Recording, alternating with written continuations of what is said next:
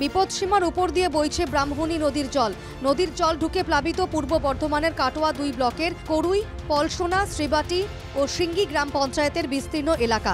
জলের তলায় বিঘার পর বিঘা চাষ জমি। চাষিদের অভিযোগ, কয়েকদিন ধরে টানা জলমগ্ন থাকলে জমির ধান পচে যাবে। অনেকেই ঋণ নিয়ে ধান চাষ করেছিলেন। জমির ধান নষ্ট হয়ে গেলে কিভাবে সংসার চলবে, আতঙ্কে এলাকার চাষিরা। আমার 3 বিঘে জমি ক্ষতি হয়েছে প্রবল বৃষ্টির জন্যে।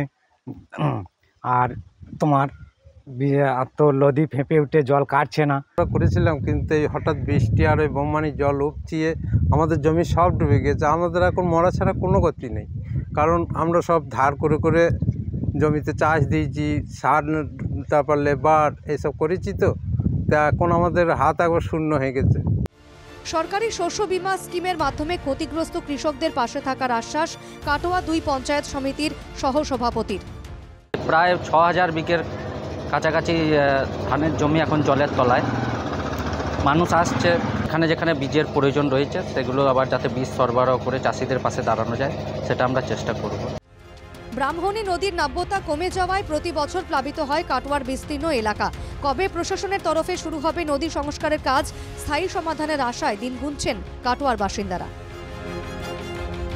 কাটোয়া থেকে সৈকত ভট্টাচার্যের রিপোর্ট, NKTV বাংলা।